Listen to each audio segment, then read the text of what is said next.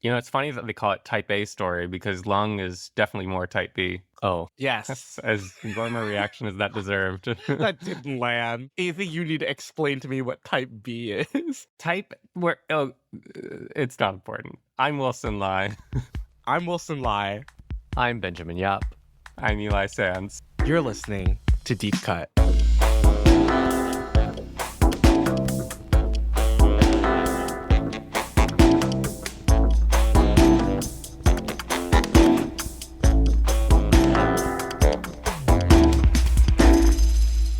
On Deep Cut, we compare a director's most popular film with a personal favorite chosen by one of us. We also discuss that director's life and career to bring in context that helps us view their movies as they may want us to. Before we start on our episode on Edward Yang's 1985 Taipei Story, if you're enjoying the show, please remember to give us a rating or review and subscribe to us wherever you listen to podcasts. And that will help others discover the show. You can keep with us at Deep Cut Pod on Twitter, Instagram, Facebook, and our new Letterboxd HQ account. Woo woo. And if you want to talk about this movie with us or any other film and television, you can find us on our Discord server. And if you're a really big fan of the show, we have a free Patreon that you can subscribe to where there's exclusive posts. And if you support us financially, you can actually get early access to episodes as well. And you can find the link to all these socials, our Patreon, our Discord server at deepcutpod.com. Go check it out. Yeah, and so without further ado, let's talk about Taipei Story. Wow. Let's shall. So maybe I just start with the summary. We're going to spoil this film as well. So Taipei Story is Edward Yang's film from 1985. It's his second feature film, right? Wrong? Yes. Yeah. Yes? Yes.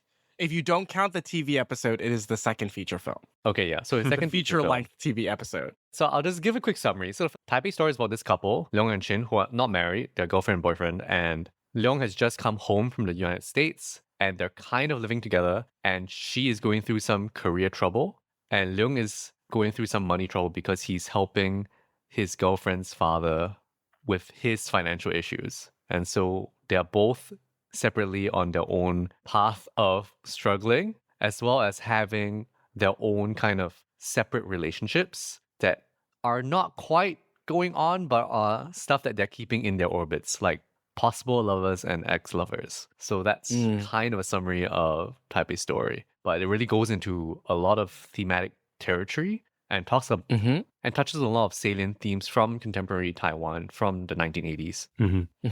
Yeah, so maybe we just start with talking about how we found the film, because we've all seen it before and rewatching it again and revisiting it. Happy to do so. Happy to watch it again. Why don't you start, Wilson? What can I say? I love this movie. I love Tsai Chin in her sunglasses. I love that Hou Hsiao-hsien is actually an incredible actor. And this character that he plays is one of my favorite Edward Yang characters, like, of all time. Like, I think he's so special the way that he interacts with people, sort of like his giving nature, like that just sort of dries him out till the end of the film. His character of Long feels sort of like a blueprint for how Yang paints NJ in Yi. Yes. You can see a lot of similarities, like sort of that apathy with regards to like the changing world around him. You really see that in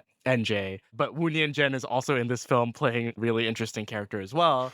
And I think it's shot so beautifully. I was gonna write a letterbox, like a very jokey letterbox review saying people used to light movies, but I thought it was nothing big, so I didn't want to post it. So, but I'm saying it here because I think the lighting is fantastic and people need to embrace darkness more in their cinematography because it speaks so much. That's it. These are my sporadic thoughts. I really like this movie. It's not my favorite Yang, but it's still a damn good movie and like a very crucial movie to Taipei and Taiwan. Eli? Yeah, on that note, I want to understand more about where this movie lands within Taiwanese cinema history from almost like a business perspective. Something we're going to talk about in a bit is how Ho financially supported the creation of this movie. And I'm curious what the market for this European art house tinged, slower, melancholic tone was in Taiwan at the time. Mm. But anyway, for me, when I first watched Taipei Story, I was in my early 20s and I didn't really get it. And now in my late 20s, I'm like, oh, no, yeah. Uh-huh. Yeah, The ennui setting I in. feel you. I feel you. I get it. It certainly opened up for me more this time around.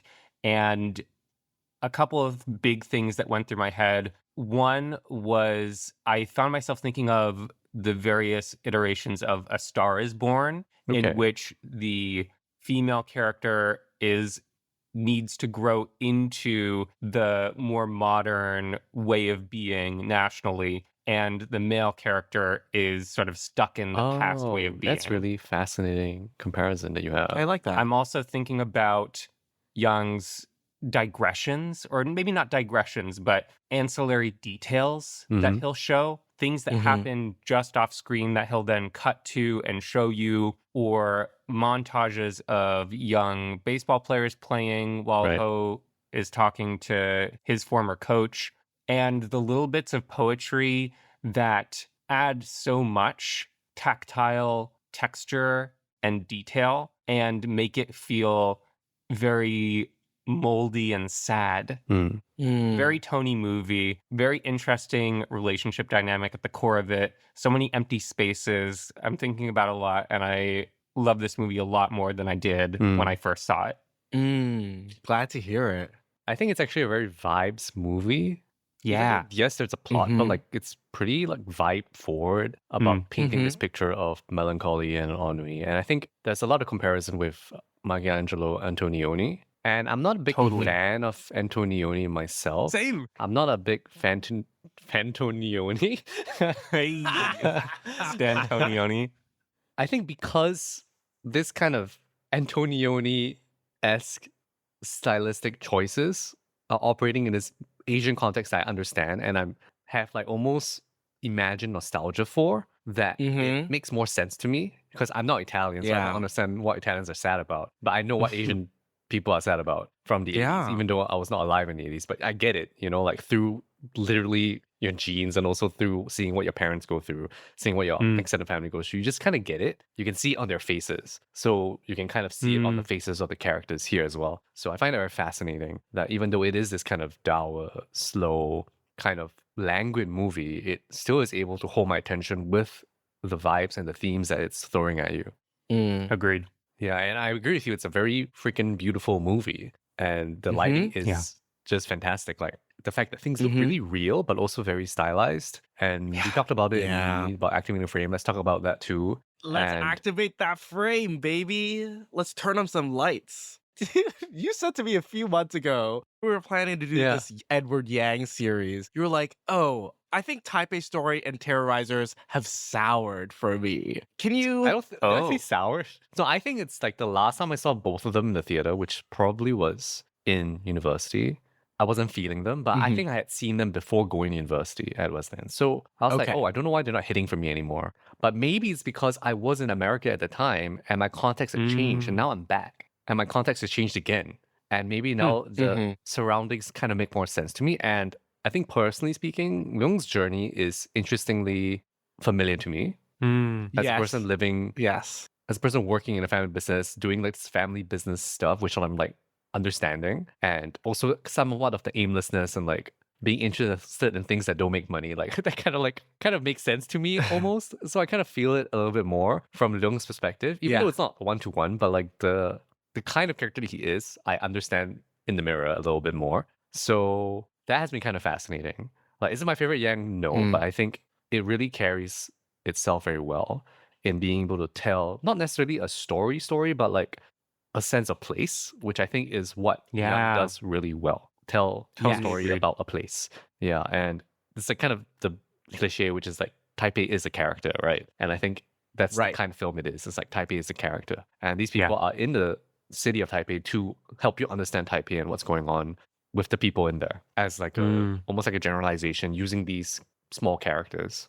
Yeah, I like that. Maybe before we go deeper, I'll just do a little context. Sure. Okay, so I'm not sure if this is useful, but the original Chinese title is青梅竹马, which is an idiom that means childhood sweethearts, right? And it's the idiom actually literally means green plums hobby horse, like those horses that rock. Yeah, so it's like childish things or like Oh. things that have not matured. So the idiom Huh. isn't even directly related to childhood sweethearts. It's just the images of young stuff, which is Hmm. I wish my Chinese was better. Chinese is such a poetic language. Yeah, and the connection with Yi is that you have a character Guan, who plays Leung's ex-lover, and that actress that plays that ex-lover is the same actress that plays NJ's ex-lover in Yi. No way. Yeah, and that's why when she was speaking, I was like, she sounds very familiar. Then I looked up the credits. I was like, oh, he's making the same movie again when he did E, but with children involved. So Huh. E is almost like a mature version or more mature version of what Taipei Story is doing, like 20 years in the future, which I think is an Yeah. interesting link. And so we already talked about how Hou Hsiao-hsien is in this, Wu Nianzhen is in this, and these are filmmakers acting in another filmmaker's film. And you get a sense of like the kind of filmmaking climate that was happening in Taiwan at the time. It was very scrappy. People were just working on each other's stuff. And I think that's really cool. And Sai Chin, who plays Chin, is actually professionally a singer and famously a singer. Pop singer. And she was also Edward Yang's ex-wife, his first wife. Oh. And they got divorced in 1985 when the movie came out. So Oh. what does that mean? Don't know, but that's the context. Yeah, and the thing that Eli was foregrounding is there is this great interview on Criterion Channel between Hou Hsiao-hsien and Edmund Wong, who's also a filmmaker, about the making of this movie. And Hou Hsiao-hsien mortgaged his house to finance this movie because he believes so much in Yang's vision and his story and his script, because he felt like Yang was telling a new story about Taipei from what I think he kind of called, he didn't call it this, but I see it as kind of an outsider's perspective after coming back from the US, after having experienced other cultures and then coming back, and then he started seeing the connections or like the things that maybe local Taiwanese people were not seeing because they were living in it. But then because he came back as kind of almost like having the experience outside, coming back in and like seeing it with new eyes, which is really interesting to me as a person who has left and come back to his own country as well. Like that kind of perspective, which I kind of see as well. And this is also where they talk about the European and Japanese influences in Yang's work. Right. Yeah. So it's an interesting interview. Yeah. Is there anything else that you guys remember from the interview that you think would be interesting to bring up? I really was thinking about the thing that Ho was saying about how specifically Yang's plot structure was different from, I guess, the Taiwanese filmmakers working at the time, where he was saying that they were basically putting on plays, like they made plays for the screen with the trajectory of the plot structure was quite linear, whereas Yang was fond of sort of building around and getting to like the core of the film as time goes on, like sort of like going around and into it. And I think that really shows, maybe not in Taipei Story, there are a lot of like meandering parts in Taipei Story, but I think the next film that we're going to talk about, he really like goes in on this web of life type plot structure. But I think the way that Ho says that as what set Yang apart from the rest of them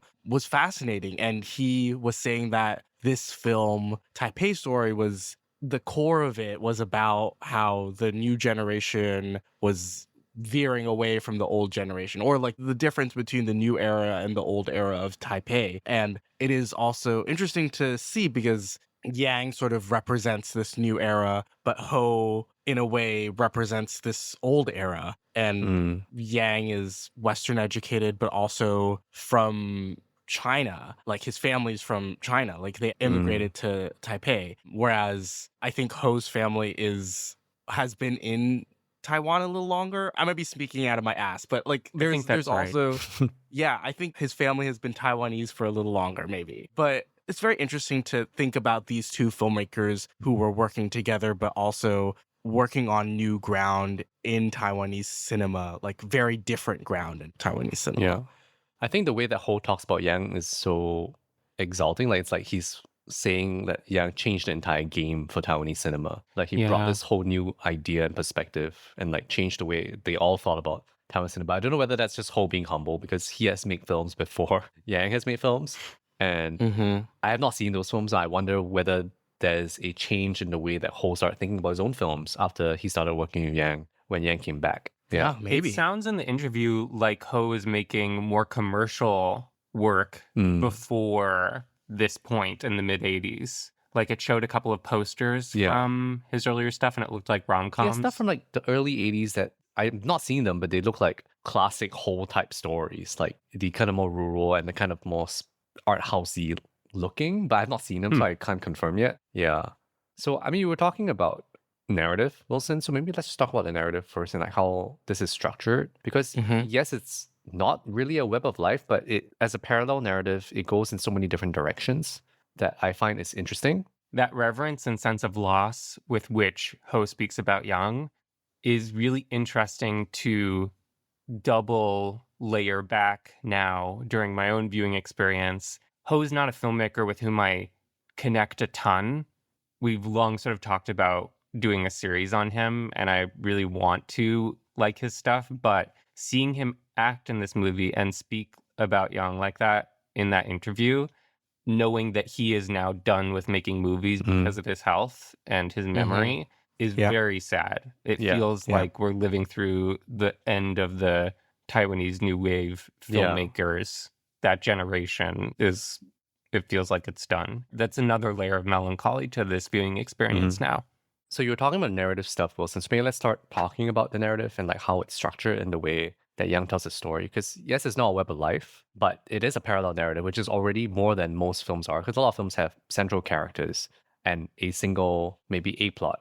But I think what Yang has done is he has created a bunch of B plots and he has just strung them together across two parallel narratives. So you have Chin kind of going on her own journey, and then you have Leung going on his own journey, and then they do interact with each other, but they're on kind of separate paths that are intersecting. And then on those paths, a lot of other things are going on, right? They both have these other lovers or like sort of lovers that they're meeting. They have their own career problems, and then they also have the thing they're starting with, like for Leung, is like the money problems and the gambling, and his friend played by NJ. And for Chin, it's her work, finding her identity through her career, as well as like with this other lover and her family. And it's a pretty complex bunch of plots for what seems to be quite a simple like story about two people who are kind of falling out of love. Yeah. And cast of characters. Yeah, and the thing that I was thinking about was that a lot of the scenes kind of just end. Like you have scenes where like there's an argument, but then the scene doesn't end. Like it's always ending on like maybe like a silence. And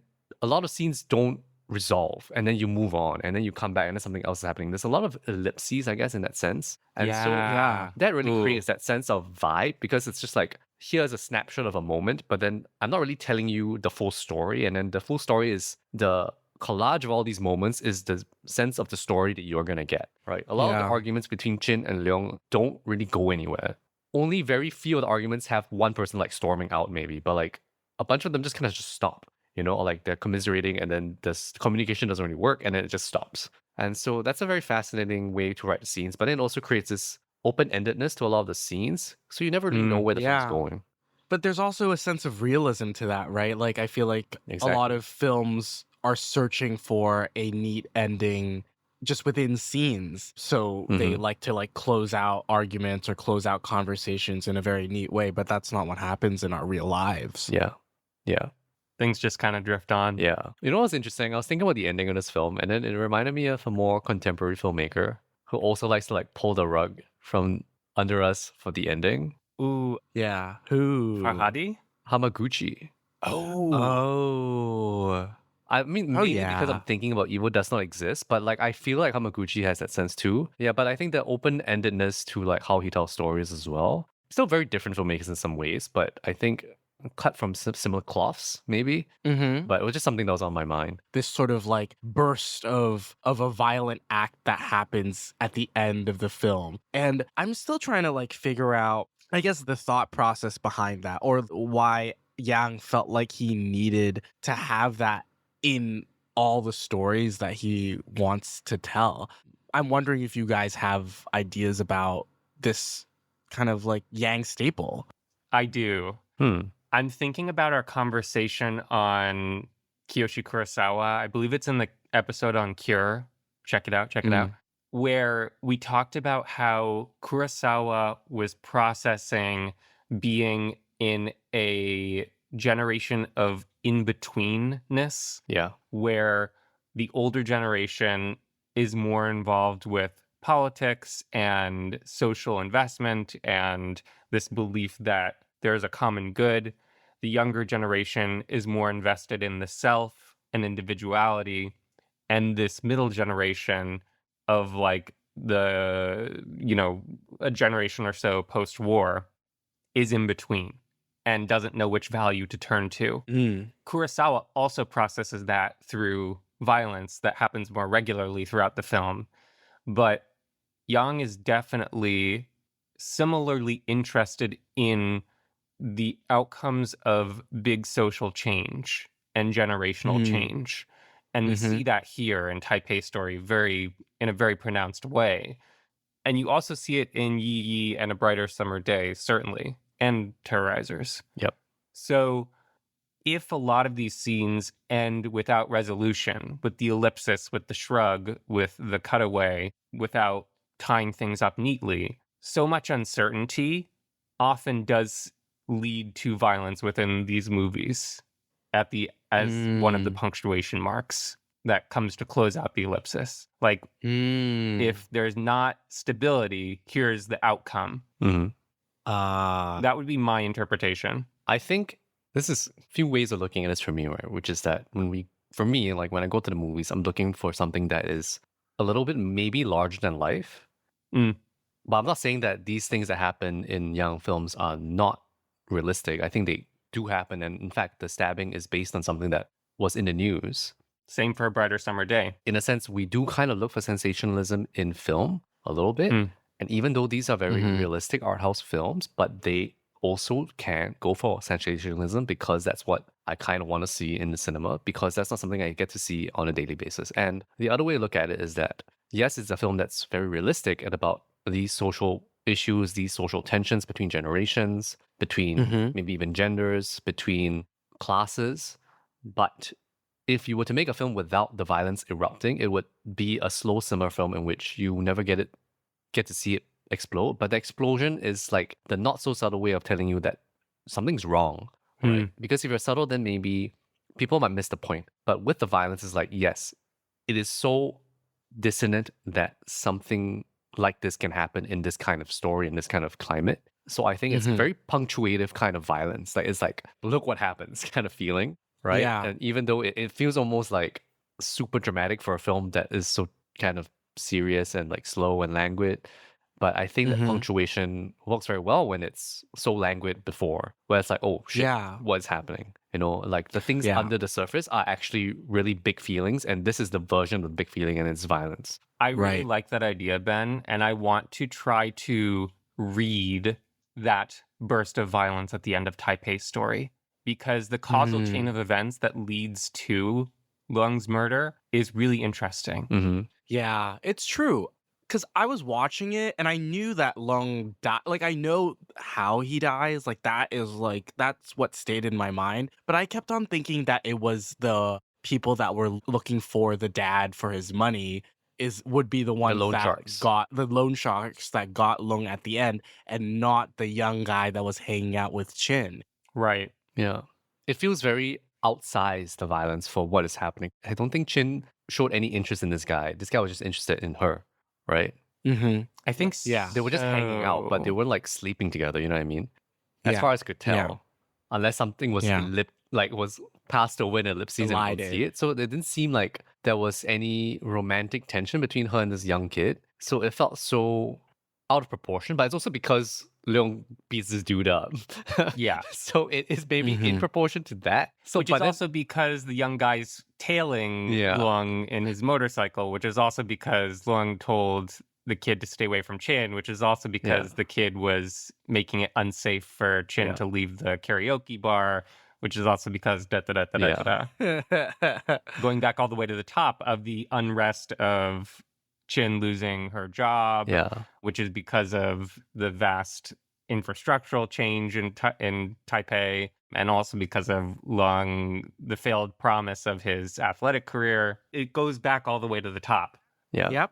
I feel like we're talking about this violence as this like big showy thing, but I also want to talk about how Yang presents the violence because it is not presented in a big Yeah. showy way. And you can sort of count this in all the films that I guess we've talked about. We see this in Yi as it's depicted by a cartoon, and we see it here where Long doesn't realize that he was stabbed until he's like sort of fought this kid off and this kid has run away, and then in a medium wide shot, we see him opening up his jacket and he's like, "Oh, I'm bleeding." And then he slowly walks over to a curbside and sits down and like passes away.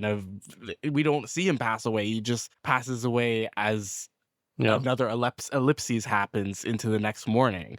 And I Yeah. think this sort of way of presenting violence is also another, I guess, notch in Yang's like realism belt, because that's how people go sometimes. It's a very like anticlimactic kind of thing sometimes. Almost incidental. Yeah. Mm. Yeah. It's just a part of life. And I love that's how the way that he presented it in this film. I also think Agreed. about the fact that, yes, there's the cause whole chain is that, this kid, blah, blah, blah, is jealous and then he kills him and then there's this fight. But if we think about what Yang is trying to say about Taiwanese society or life in that era, there were at least two opportunities that Leung could have survived. One, if the taxi driver stayed, but he didn't want to stay because he didn't want trouble, right? And then the other one is he was trying to wave someone down after he was stabbed and that guy did not stop. Or also if he had not gotten out of the cab to fight the kid, if he had just waited until they were in the city I'm not again. saying he doesn't deserve it. I'm saying that there's also this commentary-ish. Like the layers is that here it's also saying that there's this feeling of like isolation within the city where people don't really care about each other. They don't care Mhm. about a stranger on the street. Like if he was on that street, this figure that's sitting on the side of the road that we don't see, but if people are driving past him, they don't see this man just like lumped over. They're not thinking about him, which is very typical in cities, I think. Like you don't think Yep. about the guy that's on the side of the street, and you're not going to pick up the guy that's trying to hitchhike because you think that this guy's trying to kill you. So that kind of distrust is also kind of in the scene. On the periphery of the scene is also kind of in there. Yeah. So I think there are all these layers to what he's trying to show you, I think, in many parts of the film. Like there are these layers you can peel like an onion. Yeah. Yeah. I feel like Yang's Yep. films are so dense. Well There's said. so much you can read Yeah, dense. into these scenes and interactions. Like, I really want to talk about him and the NJ, the character that Wu Nianzhen plays, who's like an old baseball friend of his. He bumps into again as adults, and Wu Nianzhen is taking care of 3 kids. His wife has a gambling addiction problem, and Wu Nianzhen's character is like working as a cabbie to make ends meet, and Hou Hsiao-hsien's character Long ends up helping the family a lot during the course of the film, and you get a sense of his Kind I of. guess, generosity. Yeah. But see, here's something that I've been thinking about. Mm. When Luang reconnects with Guan, his former girlfriend, who also went to grade school with him along with Chin, and has since moved to Japan and gotten married and divorced and has a child. When they reconnect, Guan says to Luang, "You only relate to people through pity." Mm. Is it generosity that he shows to Wu Nianzhen's family, or is it pity? Is it like a self-aggrandizing pity? Yeah, I totally get where you're coming from, Eli, because does he do generous actions? Yes, but I don't think Leung is a generous person. I don't think he helps them in the end. He's a very fascinating character because he is so kind of abrasive and like he doesn't seem to have direction. He doesn't seem to have principles, but Yeah. he will help these people because at this point in time, he has the cash to give out, right? Up until he doesn't. Yeah. So he doesn't feel like a person that is standing on base of principle. He's so aimless and Yeah. confused, right? So find that quite fascinating. Of his and older generations who are worse off than him, and he extends his sympathy to them and them alone. But when it comes to women like Wu Nianzhen's wife or his own girlfriend or even Guan, he doesn't really treat them generously or with respect. Yeah. I'm thinking also about the decision to give his nest egg to Chin's father. And then when he learns that Chin's father was abusive to her as a child, he doesn't really do anything with that information. He barely even reacts. And we know more now about why Chin responded coldly to that Yeah. choice. And when he sees the father later on and the father's like, I can't pay you back, he says, don't worry about it, which I thought was like, Yeah. holy shit, dude. Insane. What are you doing? Yeah, What are yeah. you doing? I think here there is this feeling like I can help you, and like even if you fail to pay me back, that my ability to forgive it is my strength above you. Even though he doesn't have the Yep. means, there's still this feeling that these acts of generosity are a way of showing that he's somehow better than other people. I think it's also that he knows that he shares their weaknesses and hopes that people will show him the same mercy in the face of those weaknesses. It's like being forgiving to people for arriving late if you yourself know that you struggle with arriving on time for things. Like, it's something that he struggles to live by, even though he knows that the standard should be higher. So he condescends to these men who do modernity even worse than he's doing it. So on the flip side, what do y'all think of Chin's character? Ooh. Well, she's dressed like David Byrne and stopped making sense in the first scene. She looks It's an great. automatic She looks win. really good. The sunglasses are so cool. Yeah, the final, I guess, not really final shot, but like one of the last few shots when she's looking out and then she wears the sunglasses. Dope. The only instance of voiceover in the movie. Yeah, something about that scene, the voiceover, where the conversation you're expected to continue in Yeah. that shot, but she says it in a voiceover and she's just staring out. It's great. It's great choice. A lot of great directorial choices, stylistic choices here. Yes. But Chin's character is interesting because, like, I guess there's like dichotomy, right? Like Chin is the more modern version and well, like character, and Lung is the more traditional character. And you see it when she hangs out with her friends, and he comes by and he obviously does not fit in, but she's like having a good time. yeah. And I think she goes even further when she starts hanging out with her sister and her friends who are even younger, and she sort of is searching for, I can't place what she's searching for, like a thrill, like something to make her feel alive, maybe. But this sort of desire that she has for something, right? She's looking for something because she's feeling really directionless. So she's just reaching for things. She's reaching for America. She's reaching back to her old boss. She's reaching for her sister's young friends. I can relate to that at some time, like at some points in my life where I feel like I like need something to latch on to relevant or to feel like steady in a way. I think I really liked that character and the way that Saichin played it as well. You know, I'm thinking about how, in response to that, Wilson, both Lung and Chin are seeking parent figures, sibling figure, or like people to take care of, contemporaries, and legitimate lovers. For Chin, she starts out the movie having Miss May as her sort of mother figure, the professional person who will raise her, especially in the face of her own mother, who's passive beyond belief, barely speaks, and deals with her father's crap all the time. Then when Miss May cannot help her professionally anymore because business is turning down, then Chin tries on the role of sister / kind of mother, actually maybe more mother, because she helps her sister get an abortion. She pays for it, I believe, right? That's the implication. Yeah. Yes. And invites her sister to come live with her, takes care of her, and then tries out the role of friend and or sister by running with her sister's crew and trying out this new youth culture, going on motorcycle rides that spit in the face of the presidential palace and all that. In all of these roles, it doesn't quite work for her, either for external or internal reasons. The mother doesn't turn out to work. Mothering doesn't really turn out to work. Being a friend doesn't turn out to work because of the seediness of the youth culture that doesn't mesh with her. In all these places also, she is entering empty buildings and empty spaces, which just feel vacuous and blank.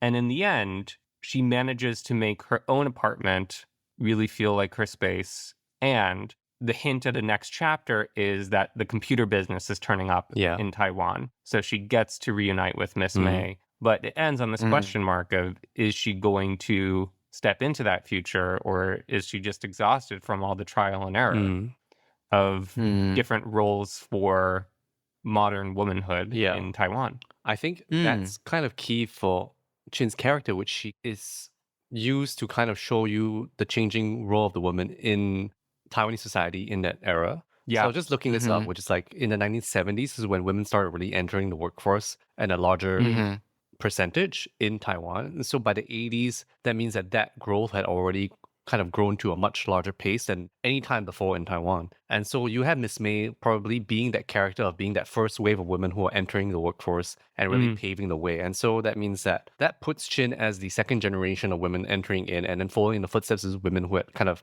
pioneered women in the workforce. So that's interesting because you get what is essentially Chin is in this middle ground. She's not the first, but she's the second, but she's not like the newest either. And then she's like stuck in the middle and she's interacting with all three. And so she's trying to see what paths people are laying out for her in the future, but she's also trying to see what women are doing in the future. And I think she doesn't like any of these choices. And then you see that men are still kind of ruling her life in all these spaces, right? In the generation above, her father is still her father, and the respect in the home is still patriarchal. In her kind of generation, she has a partner that is kind of shitty and is still trying to be like a dude, like a patriarchal-ish presence. And then even when she starts interacting with younger people, she's being threatened by a young man. Yep. So that's kind of interesting where she doesn't fit in any of these three sections that she's experiencing. And so that puts her into such a limbo state, like where she doesn't see the direction of where women are supposed to go in the society at this point in time. Which I think directly leads into the hesitation of the final beat of the movie. Yeah. That scene happens after Leung dies, says a lot. Yeah. Like, it's like, the man's got to go. Then your life is going to open up. A Star is Born. Yeah. A Star is Yeah, Born. exactly. Yeah. So I find that's a really interesting comparison you have there, Eli. Yeah. Yeah. And I guess this is also making me think about, I guess, maybe the strongest link between this film and its English namesake, Tokyo Story, which I think that's what he's drawing on, where Setsuko Hara plays a widow who ends up taking care or spending time with her in-laws, which is a very unique position for a woman in that post-World War II Japan society. And yeah, I think Tsai Chin's character doing or like trying to find her place in modern Taipei or 1980s Taipei is a similar thing. I was trying to think about like why Yang decided to like not rip Ozu off, but try to like pay an homage to Ozu with the title. Because I think it's hard to like it's a very different movie. It's a very, very different movie.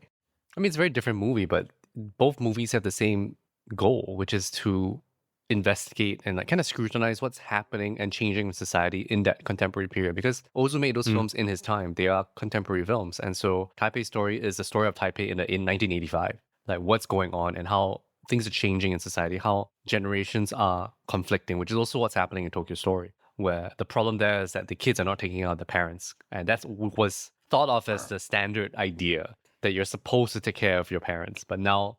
Even back then in the 60s, kids did not want to do that anymore, right? And then here it's like Taipei is in this state of maybe searching for an identity, is not sure where it's supposed to go, is stuck between essentially four identities: Chinese, Taiwanese, Japanese, English, or Western rather.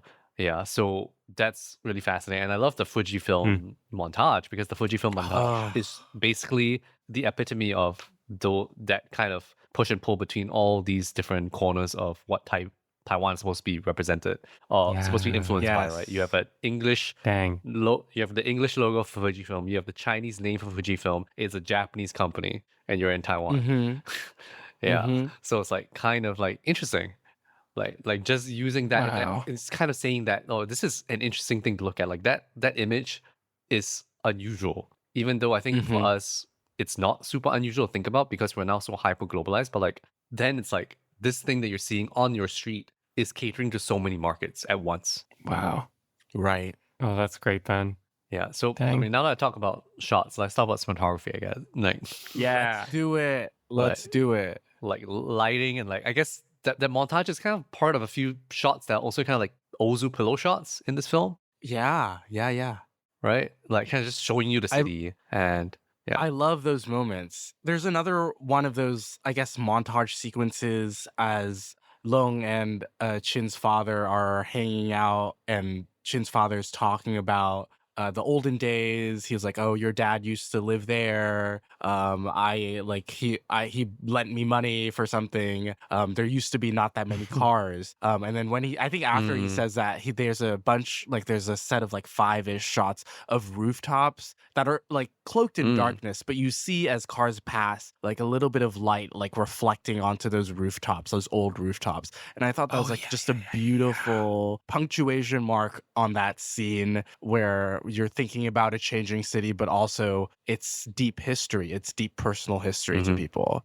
I think the moving cars is so critical to the way that he represents or allows you to feel the bustle of the city. Like you can feel that all Yeah. these scenes are shot on locations. They're not sets, Yes. right? And Yes. that's Yep. one of the key ways he activates the frame. Like whether you're at the window seat and you can see Yes. outside on the street cars moving. So there are these things that are moving. So the sense that the city is alive and that there are people within the city is so strong in Taipei Story that you might not see in another film where if you were to shoot on sets, like that feeling of like, oh, this is in a city, like that is so strong Yeah. in Taipei Story. Yeah. Yeah. There's What are a other great? shot from Yeah. behind a car that I worked as a cinematographer on this really hot young director's short film called An Affair, where we Oh, decided to oh, we stole it from Taipei Story, did we we? we stole a shot like from behind the rear window of a Yeah. car. But actually, those car shots in this film are pretty wild because they're so far away from the car. Yeah. Yeah. Yeah, like Where did they you see a mount it? lot of the car because probably on a different car. I think that must be right. Because then that's interesting because the film is so much about the context. I think I do have a favorite shot in the movie. It's when after Chin slaps Long because she's realized that he spent time with Guan in Mhm. Japan because of the Yep. videotapes that he had with Japanese ads. Womp womp. Mm-mm. Long runs out of the room and takes the elevator down. You have a shot from the stairwell of Chin following Long to the elevator, and then I believe a shot on Chin watching him go, then a static shot of the elevator doorway. It's like a medium shot. You see the doors close, like already when we cut to the shot, they're already closing on Lung's face. And then you hear the elevator activate. And on the side panel, the number goes from 3 Oh, yes. to 2. Mm-hmm. Actually, It's like rhythmically impeccable. Mm. It's Young's frame activation in a whole new way. Yes. It's him having action start out of the scope of the viewer and then cutting to the action concluding, which he also has that brilliant pool playing shot in A Brighter Summer Day. Mm. Mm-hmm.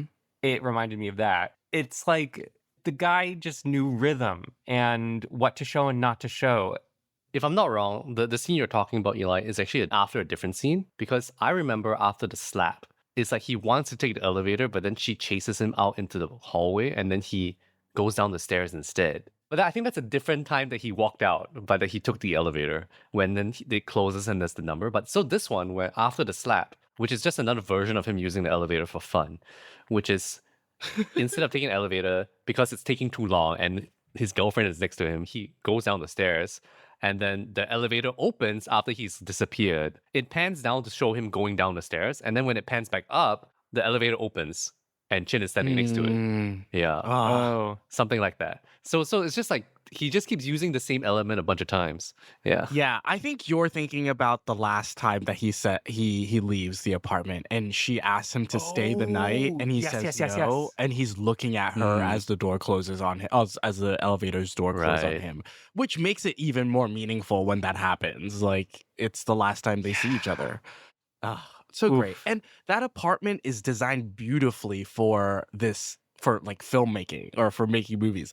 I'm thinking about that like low hanging lamp in the dining table, like on top of the dining table. And there's a Oh, scene where man. they're having an argument where Chin's like sitting down, so bathed in the light, but Long is standing up, so his torso is getting cut off by like the horizontal line the light like brings to the room, and they're just having this wide shot conversation. And I'm like, I can't even like focus on the conversation because I think the framing is so damn good. Like it's so but it's true. I don't even need to know what they're talking about because the framing and the lighting like clue me in exactly on how they're like in disconnect.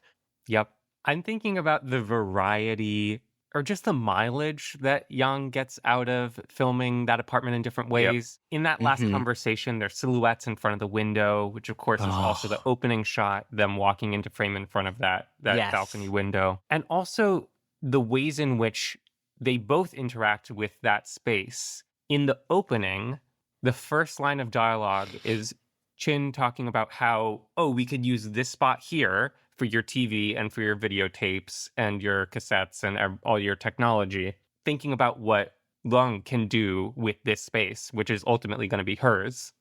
Whereas Lung is thinking about himself. The first thing that he does in this space is pretend to swing a baseball bat, which is, of course, an action inappropriate for the indoors.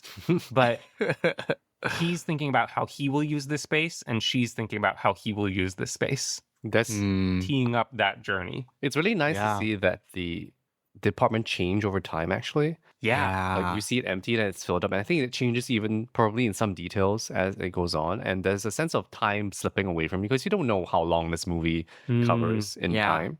It ends in Right, there's December. no There's a calendar. There's a calendar on the wall, the Marilyn Monroe But calendar. when does it start? I think there was a calendar that says September at some point, if I'm not wrong. Yeah, but definitely ends in December because she's also walking around and there's like Christmas music in the malls. Yeah. But I also love that depending on the scene, they just keep changing up the cinematography. Like, yes, there's a Yes. certain kind of like style to this, but there's a lot of different stuff he's throwing at you. Like, there's a handheld sequence. He's quite playful with it. Yeah. There's a zoom. Did you guys notice the zoom? When Hou Hsiao-hsien's he's like about to die, and it's a medium close up, and the camera's just zooming in slowly as he's hearing the baseball commentary in his head. Oh. There's also like some rack focuses. There's some handheld when Chin is hanging out with the youths. I think the common idea is that the Taiwanese New Wave films are all about like conversations in wide shot and that's it. But it's not true in this film. And also, even in the wide shots, there's a lot of variation. Like, if it's a 2-shot from the back, 2-shot from the front, a 2-shot very wide where the characters are very far away from each other. Yeah. There's a lot of variation even within one of the things that he's doing as like a pattern in the cinematography in this film. And then there's also the other different patterns. He works like a classical composer where he has the theme or he introduces the main locale or dynamic and then introduces variations on that theme. Yeah. Yeah. Don't think man shoots coverage. Definitely I believe not. you're right. I mean, all the best directors don't shoot coverage.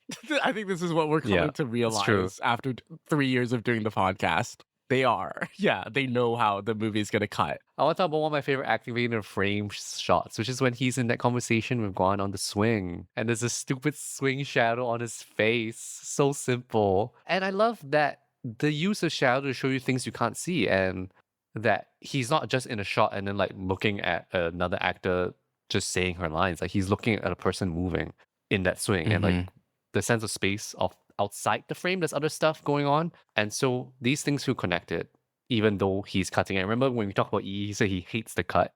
Yeah. Because the cut is kind of lying. Something like that. I can't remember. Yeah. It's you're like cheating the people. Yeah. Yeah. So these things make you feel like the cut is still making sense of the world. Like you are seeing two parts of the same scene. Like you're not being cheated. Another use of shadow is near the end when Shin gets the phone call. And he has a series of shots of the empty apartment.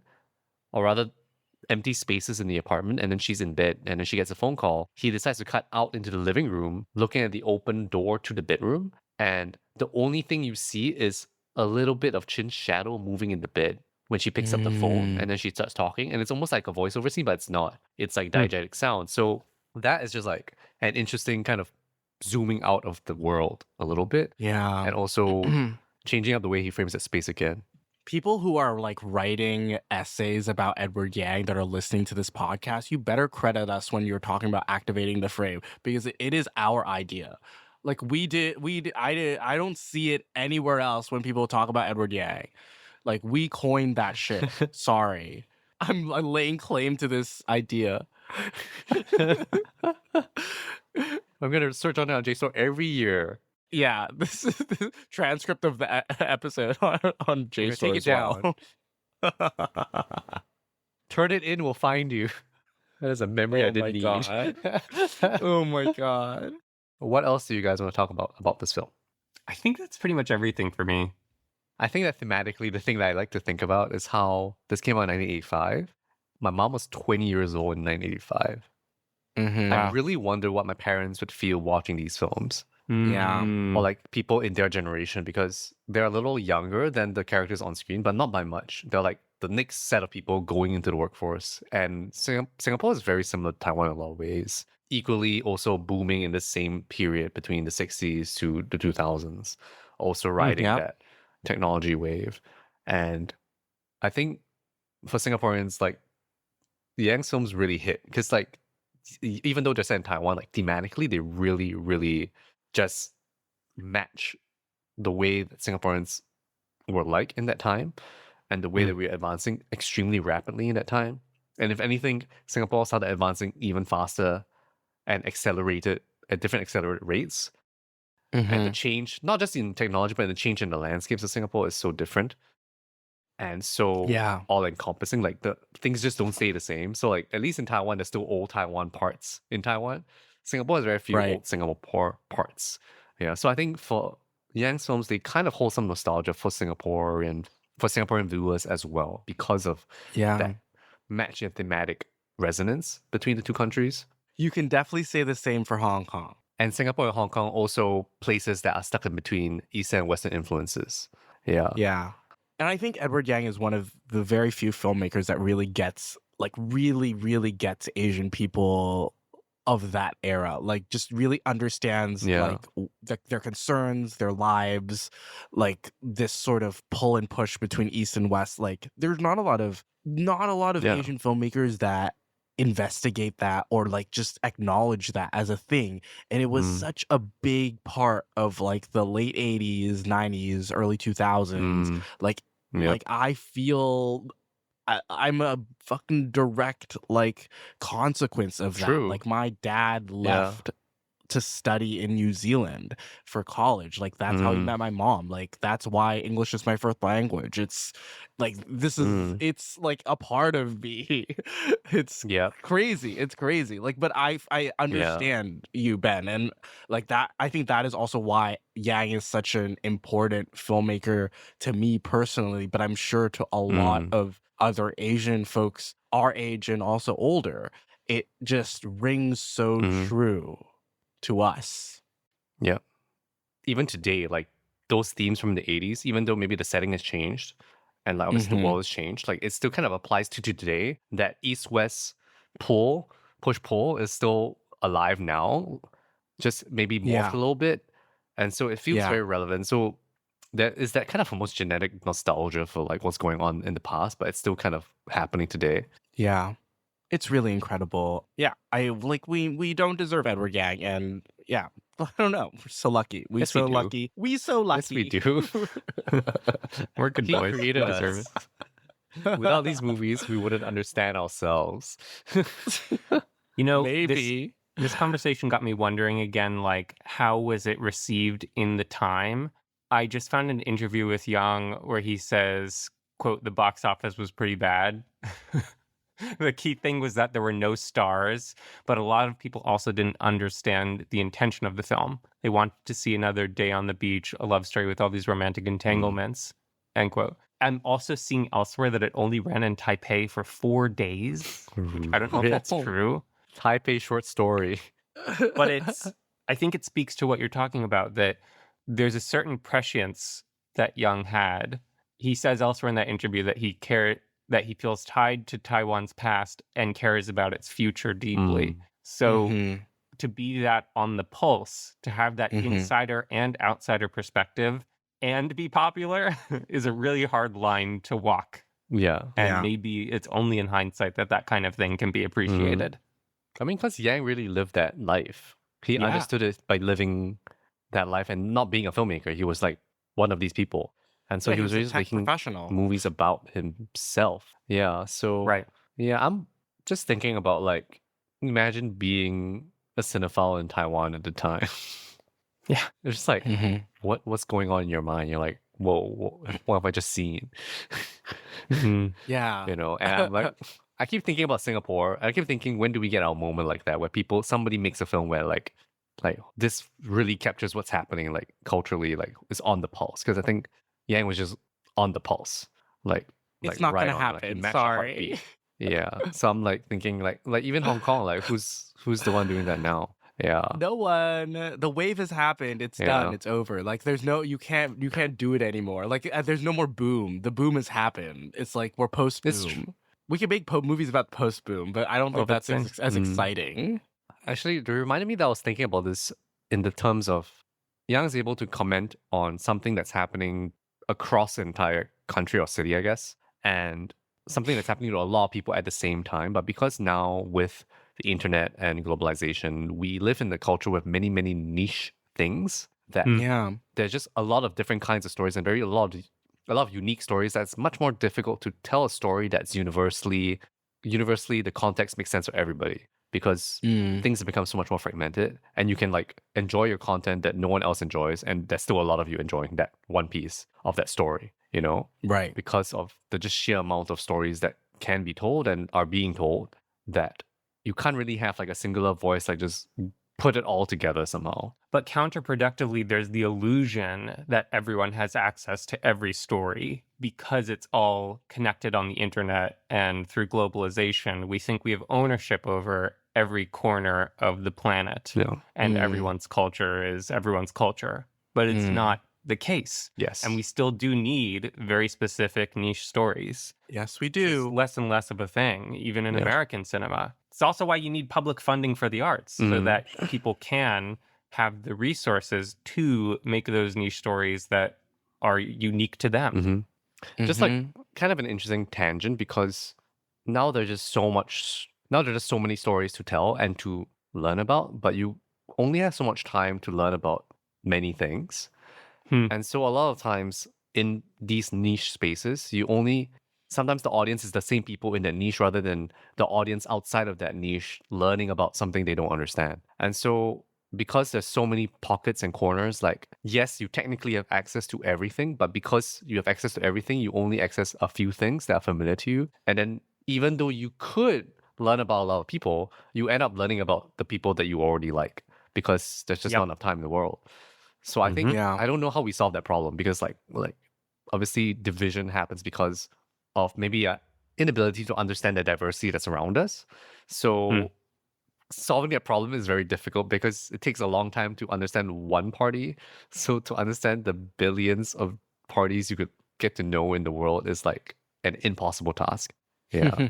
I think it starts with recognizing the limits of globalization and the far corners of the internet, that we're not all homogenous, hmm and in our heterogeneousness, there's something great, and there is something that connects us in Mhm, being unique. Yeah.